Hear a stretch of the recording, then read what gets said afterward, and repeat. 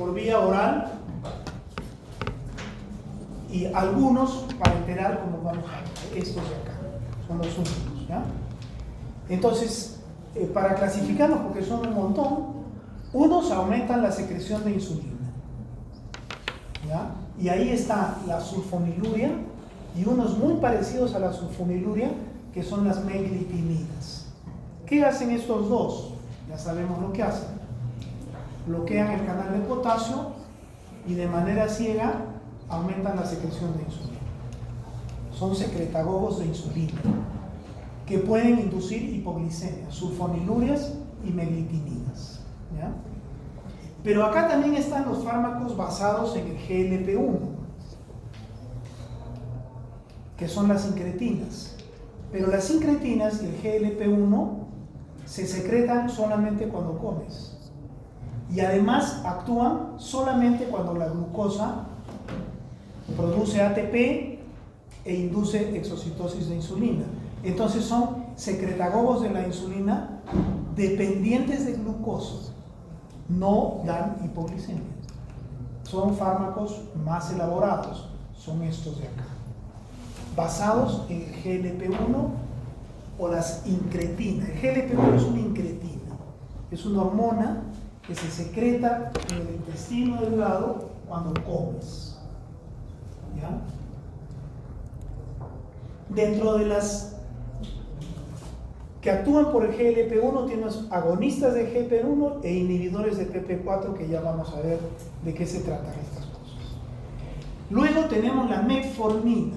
La metformina es un manipulador de proteína quinasas, activadores de proteína quinasas dependientes de AMP. Esa es la metformina. La metformina es muy importante porque es la piedra angular del manejo de la diabetes tipo 2. ¿Ya? Ella es la base y encima de ella van viniendo otras cosas. Esa es la metformina. Luego tienes los activadores de proliferador de peroxisomas, que esto modifica el comportamiento genético de las células. Ahí está la tioglitazona. Estas son las glitazonas. Y son las tioglitazonas, que ya las vamos a ver. Roxiglitazona y otra más. Acá está la carbosa, que no la vamos a estudiar, no les amplié. Algo diremos de ella. Entonces, estos son los que vamos a ver. Secretagogos de insulina, que no les importa la glucosa. Secretagogos de insulina, que son glucosodependientes. Metformina, que modifica las AMP quinasas. Y tioglitazonas, que modifica un factor de transcripción, que es el receptor del proliferador de peroxisomas. Y entonces modifica el comportamiento genético de las células. La carbosa disminuye la absorción de glucosa. Vamos a ver otro más importante, pero que no está acá, y al final lo vamos a ver. Entonces empezamos con las sulfonilurias, que son secretagogos ciegos. Las sulfonilurias bloquean el canal de potasio por afuera, despolarizan la célula beta y aumentan la secreción de insulina. La glucosa puede estar en 5, ellos siguen haciendo lo mismo, ¿ya? Entonces existió una primera generación que tenía una vida media muy alta y era un problema porque había mucha acumulación y mucha hipoglicemia. Hoy en día la primera generación se usa.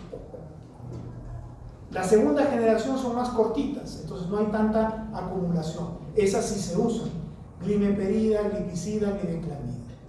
Todos tienen un periodo de acción, si tú ves, más o menos un día. Un poquito más, un poquito menos, ¿ya? ¿Cómo actúan? Ya sabemos. Ya sabemos qué hacen, ya sabemos cómo funciona. Aumentan la liberación de insulina de la célula beta, pero también pueden disminuir el metabolismo de la insulina, entonces aumentan la insulina, ¿ya? Y en realidad es complejo lo que sucede, porque los primeros meses aumenta la insulina paralelamente a que disminuye la glucosa. Los primeros 6 meses de uso o meses de uso de las sulfonilurias. Y en la etapa crónica, la concentración de la insulina no sigue bajando, no sigue aumentando. Incluso hasta se normaliza, ¿ya? Pero el control de la glucosa sigue igual. Esto no se entiende por qué sucede. ¿ya? Algunos entienden y dicen, bueno, como corriges la hiperglicemia, corriges el metabolismo, la insulina ya regresa a lo normal. Pero eso es lo que pasa, cuando tú empiezas a hacer sulfoniluria, inmediatamente la insulina sube, la glucosa baja. Pasan meses, la glucosa sigue controlada, pero la insulina baja, ¿ya? Y el paciente sigue controlado. Parece que se corrigen los fenómenos metabólicos y comienza a funcionar la cosa, ¿no? Pero su mecanismo sigue siendo más o menos el mismo, estos dos que hemos definido, y principalmente su mecanismo secretagogo de insulina, independiente de la glucosa, como ya sabemos. Estas se dan por vía oral, tienen buena absorción, buena distribución, ¿ya? Disminuye su absorción con la hiperglicemia, con los alimentos, se metabolizan en el hígado, se excretan en el riñón. Más o menos tienes que estar viendo que el primer grupo dura más de 24 horas, las de segunda generación duran entre 12 a 24, y entonces puedes dar una vez al día sin que se acumule mucho. Hay que tener cuidado con el trastorno hepático y renal, porque si se acumulan estos fármacos, te van a dar hipoglicemia. Ese es el problema. ¿Cuáles son las reacciones adversas? La hipoglicemia, que es el principal.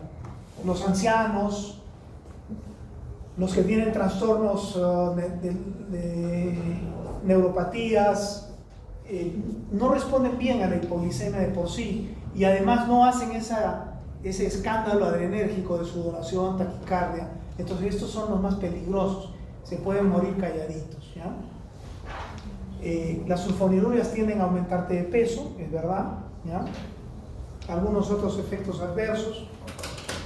Y algunos dicen que como se meten con los canales de potasio, no son buenos cuando un paciente tiene un infarto. Cuando tú tienes un infarto, la circulación cardíaca se tiene que reacomodar.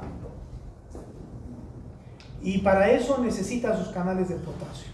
Entonces las sulfonilurias, como se meten con los canales de potasio, dicen que alteran el reacondicionamiento post-isquemia.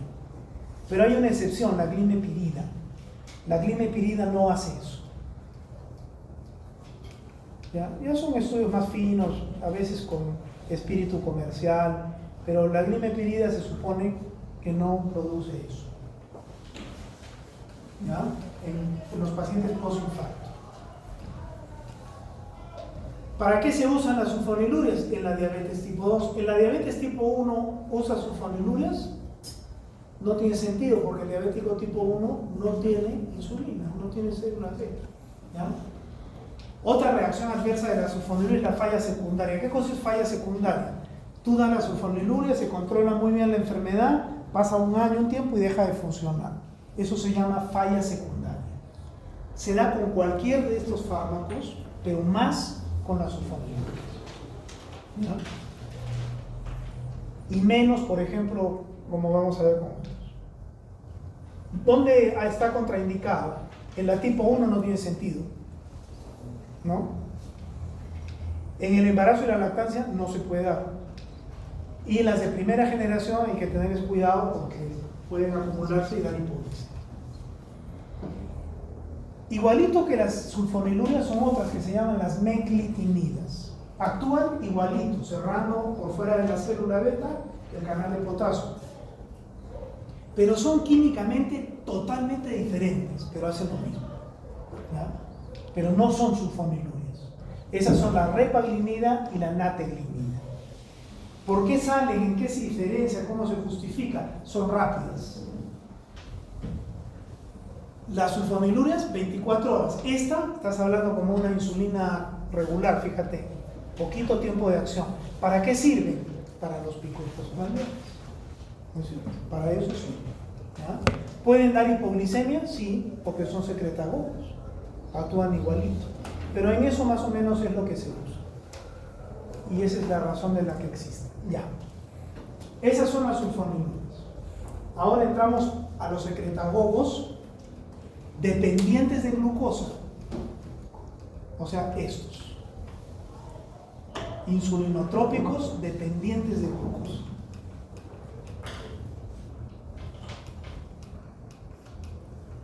Las insulinas hacen secretar insulina y también sintetizar un poco insulina. ¿Ah? Eso no voy a hacer que les pregunte. Bueno, ¿qué son las? Entonces, para hablar de esos fármacos, de los insulinotrópicos glucosodependientes, hay que hablar de las incretinas. Las incretinas son unas hormonas que se secretan en el intestino delgado cuando comemos. Ese es su origen, ¿ya? O sea, se liberan hacia la sangre con el alimento y van al páncreas y aumentan la liberación de insulina. ¿Cómo aumentan la liberación de insulina? De manera dependiente de glucosa. O sea, ellos pueden aumentar el AMP y mejorar la exocitosis, pero tiene que haberse desencadenado ya aquí. Entonces es glucoso dependiente. Si baja la glucosa, ella no funciona.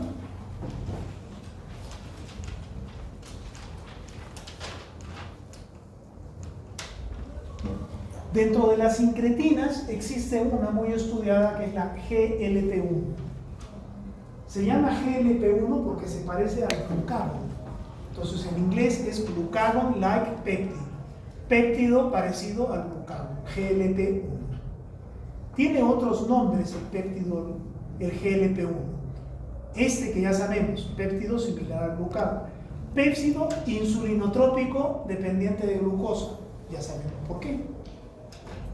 Péptido inhibidor gástrico. ¿Por qué? Porque inhibe el vaciamiento gástrico. Este péptido va en la sangre y inhibe el vaciamiento gástrico, contrae el antropilo. Entonces ya no puedes comer más, sientes saciación. E incluso a veces puede dar vómitos, porque no hay vaciamiento gástrico. Incluso va al cerebro y te dice, ya estás lleno, no comes. Por eso es bueno comer despacio.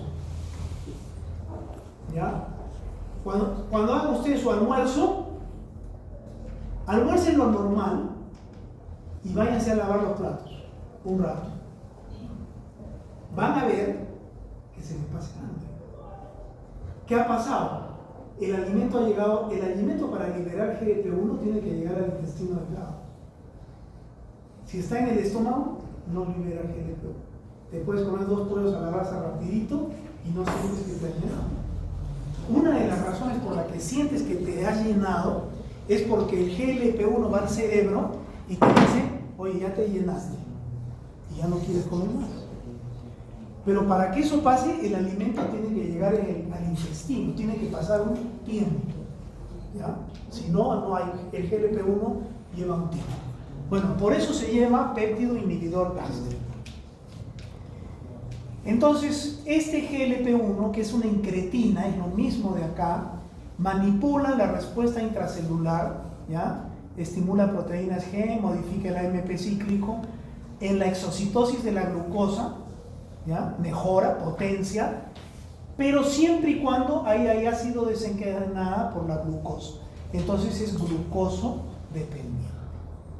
¿No? Acá está el GLP-1 y todo lo que puede hacer. Te da sensación de saciedad en el cerebro. 2, es protector miocárdico. ¿No? Protector miocárdico. 3, disminuye el vaciamiento gástrico porque te da saciedad y porque te contrae el antropílogo. Y incluso a veces puede haber vómitos. Aquí aumenta la sensibilidad a la insulina en el resto de la economía y aumenta la secreción de insulina, las dos cosas. ¿Ya? Al aumenta la secreción de insulina en el páncreas, ¿ya? Y aumenta la síntesis de insulina en el páncreas, pero en el resto de la economía saca los GLUT, mejora la sensibilidad a la insulina. ¿Ya? Entonces estos son GLPs que nos hacen bien, son buenos los GLP-1. Pero para que haya GLP-1 el alimento tiene que llegar al intestino, tienes que darle tiempo, ¿ya? Y comienzas a hacer todas estas cosas, ¿ya? El GLP-1 es una sustancia que la conocemos, de dónde viene, se puede producir en laboratorio y se puede administrar a una persona, que es lo primero que se hizo, ¿ya? Y cuando se hizo eso, se vio que no servía para nada, ¿Por qué? Porque existe una enzima que se llama la DPP4, dipeptidil peptidasa 4, que destruye el GLP-1 rápido. Entonces, no sirve que tú le des GLP-1 a un paciente, porque la DPP4 destruye todo el GLP-1. El GLP-1 es cierto que aumenta la insulina, disminuye el glucagón, te da saciedad, disminuye el vaciamiento gástrico, mejora el corazón, todos los efectos es insulinotrópico, glucoso, todo es una maravilla. Pero cuando quieres dar GLP-1 no funciona, porque la DPP4 destruye el GLP-1 rapidísimo circulante. La DPP4 te tolera solamente el GLP-1 fisiológico. Si tú das una dosis de afuera, lo destruye al poco. No funciona. Solo el que viene del páncreas y el que viene del intestino delgado es respetado. El que tú metes a la vena, no. Entonces no puedes dar GLP-1. Entonces, ¿qué se ha hecho? Se han formado dos grupos de fármacos relacionados al GLP-1. Unos que son GLP-1 resistentes al DPP4. Se han hecho GLP-1s que son resistentes al DPP4. Esos son los agonistas GLP-1 resistentes al DPP4 que van por vía subcutánea. Estos son los que algunos libros ponen como administración parenteral junto con insulina. Pero su raciocinio está aquí y yo creo que deben estar aquí. Son subcutáneos. Igual que la insulina, pero no nos pasa a ponerlo con insulina, si son algo totalmente diferente. ¿Quiénes son? Exenatida, liraglutida y un montón más que aparecen. Pero ese es su raciocinio. Ellos son GLP-1s que no son destruidos por DPP4. Y la otra forma de hacer un estímulo GLP-1 en el metabolismo sin que pase por la área GLP-1 que se destruye es inhibir la DPP4. Hay fármacos que inhiben el DPP4. Entonces el GLP-1 que tú produces en el intestino aumenta, ya no se destruye. Esos son los inhibidores de DPP4. Estos se dan por vía oral, como toditos los fármacos que vamos a ver acá. Estos son los únicos que van por vía subcutánea, ¿ya? ¿Quiénes son estos? Sitagliptina y saxagliptina, ¿ya? Estos son agonistas, estos son inhibidores. ¿Cuántas I tiene inhibidores? 3. ¿Cuántas I tiene sitagliptina? Entonces ahí se pueden acordar. Sitagliptina. Y sitagliptina es parecido a saxagliptina. Entonces, porque esto se van a olvidar cuando les pregunten en el examen. ¿Quién se va a acordar de eso? Si yo no me acuerdo. Imagínense, yo veo todos los años esto y no me acuerdo. Ustedes que lo ven una vez, ¿qué se van a acordar?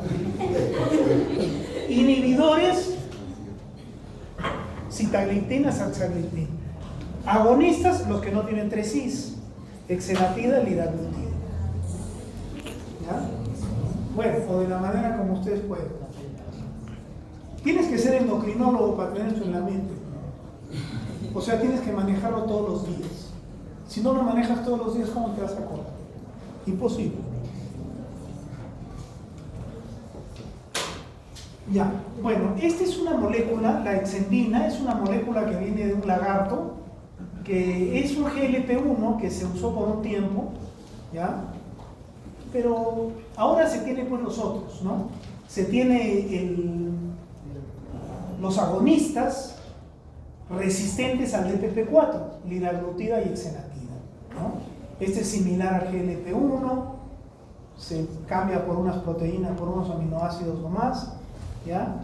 Y te hace muy buen control de la glucosa, te disminuye la hemoglobina glicosilada, te baja de peso, entonces se puede usar como parte del manejo de la diabetes tipo 2, como apoyo. ¿Como apoyo a quién? A la metformina. ¿No es cierto? No puede ser ahora. Son la liraglutida y la exenatida, ya sabemos cómo es su mecanismo de acción, no lo vamos a volver a repetir, ya sabemos que es un secretagogo de insulina o un estimulador de la secreción de insulina a través de que exista glucosa, o sea, glucoso dependiente, ¿ya? por elevación del AMP cíclico, modificación de quinasas. La exenatida se da por vía subcutánea, estos dos se dan por vía subcutánea, una vez al día. La liraglutida es la ventaja, exenatida tiene que darse 2, ¿ya? Reacciones adversas, náuseas y vómitos. ¿Por qué? Porque disminuye el vaciamiento gástrico, ¿no es cierto? Se retrasa la absorción de otros fármacos a veces. Hipoglicemia es muy raro, al menos ellos solos no producen hipoglicemia. ¿Ya? Después de la exenatida y liraglutida han ido saliendo otras de estas glutidas que son resistentes al DPP4, almiglutida, dulaglutida, semaglutida, siguen dándose subcutáneos, pero apenas a la ventaja de ya no tienes que darlo 1 o 2 veces al día como la liraglutida y la exenatida, sino una vez por semana y a veces cada 15 días, depende del paciente, depende cómo lo manejes. Duran más, dulaglutida dura más. Se puede dar una vez por semana, esos son, ¿ya? Acá hay otros cuadros que los se pueden revisar, bueno. Entonces, esos son los GLP-1 resistentes a la DPP4, estos dos. Ahora vamos a ver los inhibidores de DPP4. Estos son los inhibidores de DPP4. Tienen 3 Is, sitagliptina, saxagliptina. Esta no tiene 3 Is, pero se parece, pues, suena. ¿Estos qué hacen? Inhiben esta enzima endotelial que es la DPP4. Entonces, como inhiben la DPP4, el GLP-1 que nosotros producimos después de comer aumenta. Si aumenta el GLP-1, se potencia la secreción de insulina, siempre en forma dependiente de glucosa. Ese es su mecanismo de acción. Sitagliptina y saxagliptina, ¿no? Este es competitivo, este es irreversible, es covalente, se da una dosis un poquito más baja, este se da una dosis más alta, pero al final todos hacen lo mismo, los dos tienen la misma eficacia, ¿no? Aumentan la insulina, disminuyen la hemoglobina glicosilada. En este caso no modifican mucho otras cosas, ¿ya? No modifican mucho el vaciamiento gástrico, la disminución del peso, la saciedad, comparados con exenatida y liraglutida. ¿Ya?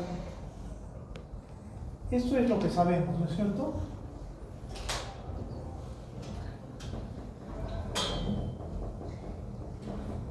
Eso lo que hacen es inhibir la DPP4, ¿no?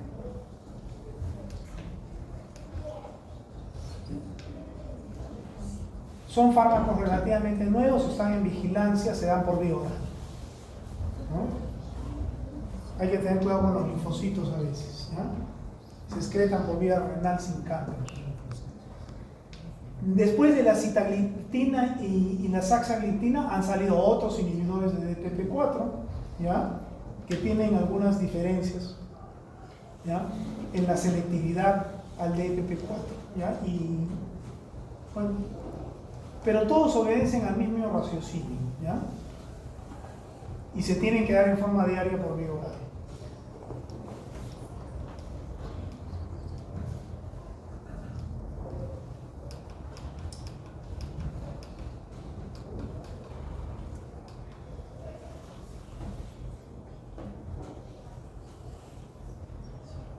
Y sus diferencias de eliminación.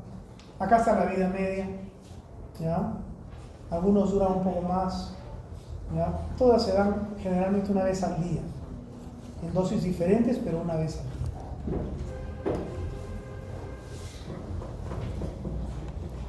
Esto es el efecto de los GLP-1, que es medio complejo este cuadro, es más fácil ver este, realmente, por eso lo hemos puesto este.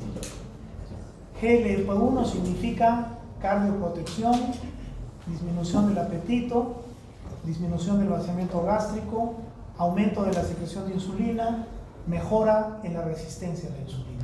¿Qué más quieres? son buenos estos fármacos, hay que conocerlos más, hay que trabajarlos más, porque hay un buen camino por ahí. Ya, pero por ahora, el rey o la reina de esto es la metformina. ¿Qué hace la metformina? La metformina tiene un mecanismo medio caprichoso, frena la mitocondria. ¿Ya? Y como frena la mitocondria, inhibe la oxidación celular, inhibe la respiración celular y disminuye el ATP. Entonces uno diría, pucha, ¿cómo fue? Esto, parece mentira, desencadena una respuesta metabólica de la célula donde se activan quinasas y comienzan a haber efectos beneficiosos de la diabetes. El principal de todos, frena la gluconeogénesis. O sea, el principal efecto de la metformina es frenar la gluconeogénesis. También disminuye la resistencia a la insulina, pero su principal efecto es frenar la gluconeogénesis. Y tiene lógica, porque si tú frenas la gluconeogénesis, frenas toda esa fase catabólica del metabolismo que habíamos hablado. O sea, frenas la diabetes. Por un mecanismo medio bizarro, pero lo haces. ¿Ya? También aumenta la captación de glucosa, aumenta la oxidación de ácidos grasos, frena la lipogénesis. Bueno, todas estas cosas pueden pasar, pero esto es lo más importante. Y como disminuye el metabolizamiento oxidativo, induce un metabolismo anaerobio que trae acidosis. La metformina produce una acidosis leve, que no pasa nada, no trae ningún problema, pero la induce. ¿Ya? Entonces, como te frena la gluconeogénesis, pues te mejora todo el cuadro de la diabetes que habíamos revisado y disminuye la glucosa en sangre, por supuesto. ¿Ya? Entonces, el principal rol de la metformina es disminuir la producción hepática de glucosa, o sea, frenar la gluconeogénesis. ¿Puede aumentar la captación periférica, o sea, disminuir la resistencia? Sí, pero su principal rol es este. ¿Ya? Este es un fármaco que se da por vía oral, una vez al día generalmente. Se excreta en el riñón sin cambios por el expulsador de cationes. Tipo 2, ingresa a las células también por un incorporador de cationes, pero tipo 1, en el riñón se bota por el tipo 2. ¿En qué se usa la metformina? En la diabetes tipo 2, básicamente, en la primera línea. Se puede dar 1 o 2 veces al día, ¿ya? Más o menos estas dosis. Ella solita controla la enfermedad. Si con dieta, con ejercicio, con metformina no se puede controlar, ya comienzas a combinar otras cosas,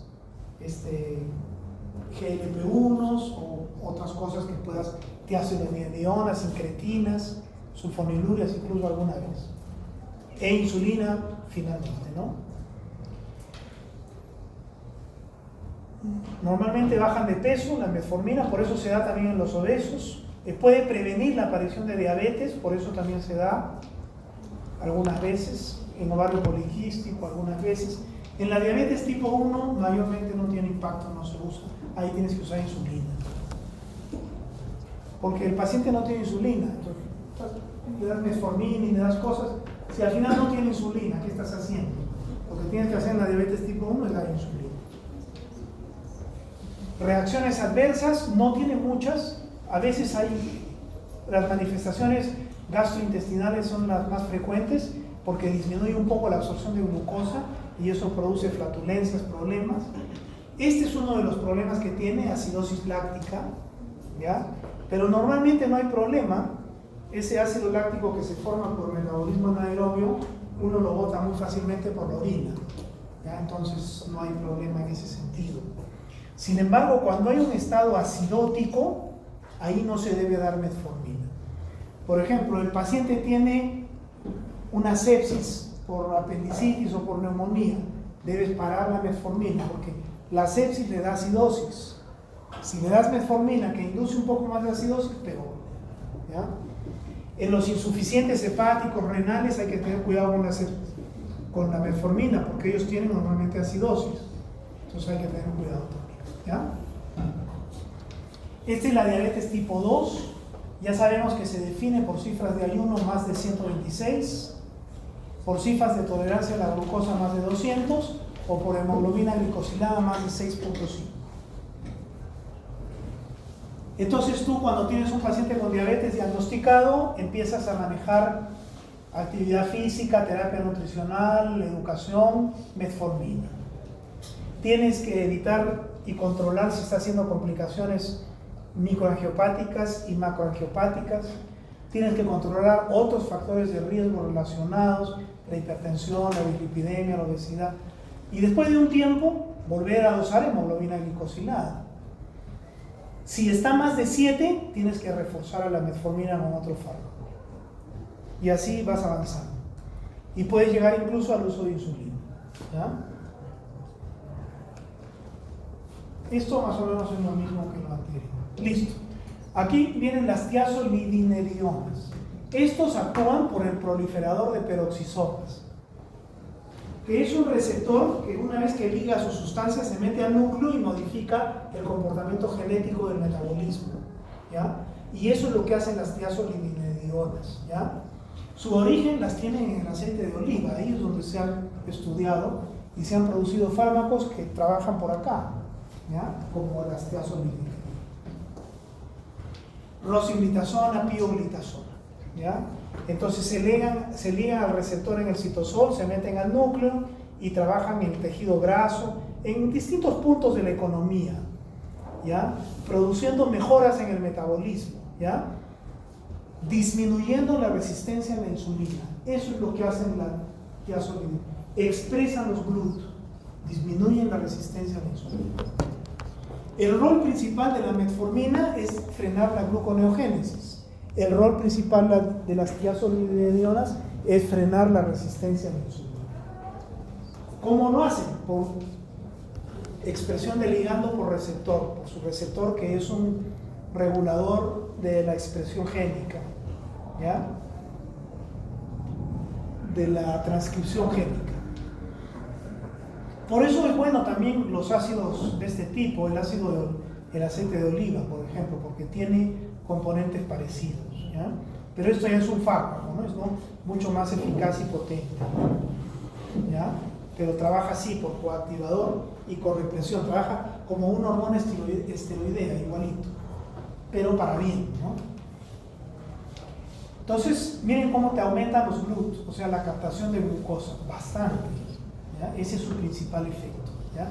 Frena la gluconeogénesis un poco, pero su principal efecto es este, ¿ya?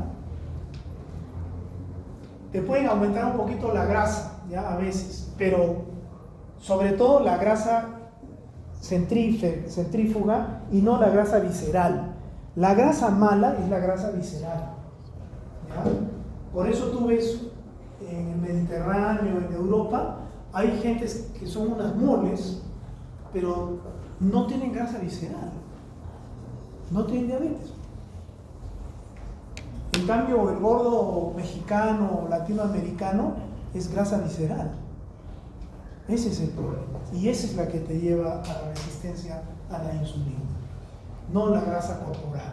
Entonces, estos a veces aumentan un poco la grasa corporal, pero no la visceral, sino la subcutánea, ¿ya? Mandan el visceral al subcutáneo, ¿eh? Y esto es bueno, ¿ya? Esto es propio de la dieta mediterránea. Por eso es que el origen de estos son ácidos grasos de ese tipo. Ya, las tiazolidinedionas se dan por vía oral, metabolismo hepático, excreción renal, una vez al día nomás también, ¿ya? ¿En qué se usan? En diabetes tipo 2, generalmente como apoyo de la metformina o de otras cosas, pero te bajan la hemoglobina glicosilada, te dan varios beneficios, ¿ya? Tienen sus reacciones adversas, el principal es retención hídrica, este es el principal, ¿ya? Y a veces puede haber anemia, ¿ya? O edema macular. Entonces tienen algunos eventos cardiovasculares, algunos problemas, ¿no? Entonces no son pues de primera línea, ¿no? Como tampoco lo son los que trabajan por GLP-1, ¿no? El de primera línea es la metformina, ya lo hemos dicho. Estos no les han pedido que disminuya la absorción de glucosa, entonces vamos a irnos nomás a este, ya para acabar. No les han pedido a carbosa, ¿no es cierto? La carbosa es un fármaco que disminuye la absorción de azúcares complejos en el intestino. Eso es lo que hace. Más o menos funciona. Este que venimos a ver, el que vamos a ver ahora sí es interesante, ¿ya?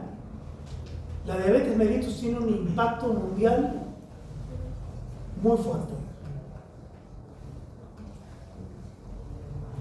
Acá están todos los fármacos que hemos revisado, ¿ya? Pero falta revisar uno, que es el que vamos a revisar ahora.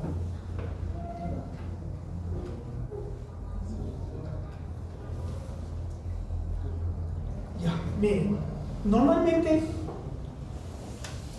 en el glomérulo se filtra muy poca glucosa. Y la poca glucosa que se filtra en el glomérulo hacia los túbulos renales se reabsorbe, regresa a la sangre. ¿Por dónde se reabsorbe? Por una proteína, un transportador tubular, que es un transportador de sodio-glucosa, acoplado sodio-glucosa. O sea, agarra el sodio y la glucosa y los manda a la sangre. Tipo 2. Como regresando la glucosa a la sangre. Eso es lo que hace el transportador de sodio-glucosa tipo 2 en el túbulo contorneado proximal.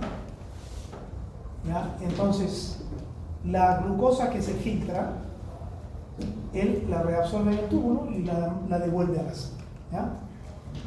Entonces, la reabsorción de glucosa se lleva a cabo por estos transportadores de sodio-glucosa, ¿ya? Están en las células del túbulo contorneado proximal. ¿Y qué más dice esto? ¿Ya? Entonces, siempre hemos visto la glucosuria, o sea, la presencia de glucosa en la sangre, como un problema en la diabetes. Porque si tiene glucosuria, quiere decir que hay hiperglicemia, quiere decir que está mal. Pero acá es ver la glucosuria como algo bueno, porque hay fármacos que bloquean este transportador, el transportador de sodio-glucosa. Y entonces la glucosa que se filtra ya no se reabsorbe y se va con la orina. Hay glucosuria, sí, pero baja la glucosa en la sangre, que es lo que a mí me importa. Y la glucosuria no es patológica, no significa hiperglicemia. ¿Me dejo entender? Entonces no la debes ver con malos ojos. El otro día me pasó a mí en la emergencia, en la clínica 1, yo vi un paciente diabético, ¿no? Examen de orina, glucosuria. Entonces dije, este está fregado. Que venga el endocrino viene y me dijo, es que este paciente está tomando este fármaco. Su glucosa estaba en 92 y tenía glucosuria, 3 cruces.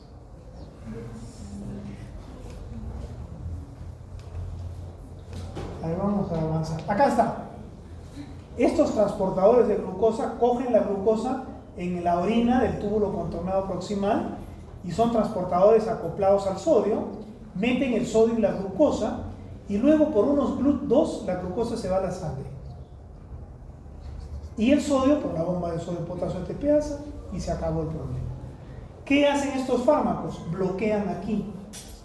Entonces la glucosa se va acá. ¿Ya? El sodio se va a reabsorber en otro sitio. No generan pérdida de sodio, porque ese sodio se va a absorber en otro lugar. Pero ya glucosa ya no. Entonces hay glucosuria, la glucosa baja en sangre. ¿Cómo se descubrió más o menos esto? Porque hay gente que tiene mala absorción intestinal, ¿ya? Así parecido a los intolerantes a la lactosa. Estos son medios intolerantes a las glucosas, en general. ¿Por qué? Porque no tienen el transportador sodio-glucosa tipo 1 en el intestino. Ya, a estos pacientes les da una diarrea, se fregaron, entran en deshidratación rapidísimo. Pero normalmente cuando comen tienen problemas, les duele la barriga y todo, porque no absorben bien la glucosa. Simple, no la absorben bien. Se queda, se fermenta y eso les trae estos problemas, ¿ya? Pero en el riñón no hay transportador de glucosa sodio acoplados tipo 1, sino tipo 2. Son diferentes. Y hay gente que genéticamente no tiene estos tipo 2 y tiene una enfermedad que se llama la glucosuria renal familiar. Y por supuesto no tienen diabetes, solo tienen glucosuria. Entonces se investigó, ¿y por qué estos tienen glucosuria? Porque estos pacientes hacen infección urinaria de repetición. Porque como hacen glucosuria, las bacterias crecen y les da infección, sobre todo si son mujeres, pero también a los hombres. Entonces es un problema las infecciones urinarias en estos que no tienen este transportador. Se investigó y se descubrió que lo que no tenían es ese transportador. Y entonces inmediatamente gente inteligente dijo, ¿y qué tal si en la diabetes bloqueamos el transportador? Y ya pues salieron estos fármacos, ¿ya? Son fármacos que tienen origen en flores también, porque en las flores hay floricinas que inhiben la 1 y la 2. Por eso si tú comes mucha verdura, vas a ir al baño rápido, ¿no? Y de repente medio suelto. Esos son mecanismos. Esto está, por eso las verduras frenan la absorción de grasas, frenan la absorción de glucosa. Es un efecto beneficioso que tiene. Si comes mucha verdura, vas a ir al baño, ¿ya? Unas más rápido que otras, ¿ya? Si comes flores, de repente más rápido. Porque por eso se llama floricina, este bloqueante. Y entonces ya de aquí se sacaron los fármacos, ¿ya? ¿Qué fármaco se sacó? La dapaglifosina. Y hay otros. ¿Qué hace la dapaglifosina? Lo mismo que la floricina. Pero no inhibe el 1, sino inhibe el 2. ¿Y dónde está el 2? En el riñón. Entonces no se reabsorbe la glucosa en el túbulo contornado proximal, la glucosa se queda en la orina, tiene glucosuria, pero la glucosa en sangre baja, que es el objetivo de manejar la diabetes. Entonces, ¿para qué sirve este fármaco? Para diabetes tipo 2.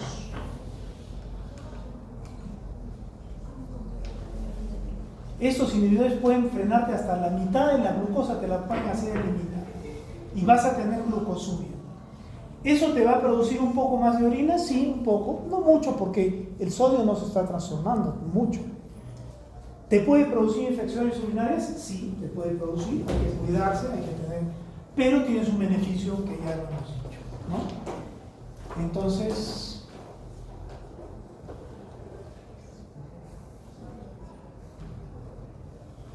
estos son efectos adversos, creo. Infecciones en las vías urinarias, problemas faríngeos, puede darte esta dapaglifosina y otras que como ella también han salido. Entonces esto es lo que dice como conclusión, la glucosuria, que siempre era un monstruo, porque yo realmente vi glucosuria en el paciente y me asusté. Ahora esa glucosuria se ve como un efecto terapéutico, ¿ya? Entonces esta es una glucosuria buena, ¿ya? Se puede asociar con otras cosas, metformina, insulina, porque al final controla la glucosa, ¿ya? Y no va por manipulación, no va metabólica. El diabético tipo 1, ¿para qué le das algo metabólico si no tiene insulina? Pero esto le puedes dar, sí, porque esto no tiene bien, esto no es manipulación metabólica, no es GLP-1, no es no es receptor del proliferador de pero no, nada, esto simplemente hace que la orina se vaya que la glucosa se vaya con la orina. Entonces en el tipo 1 puedes darla, ¿ya? Listo. Han salido otros, ya están en sus libros, tienen algunas más específicos del tipo 2, algunas cosas que ya se les puede dar una leída, pero el raciocinio principal es el mismo de la dapaglifosina. Y esto es algo que hemos visto ya, el manejo de la metformina. Muy bien.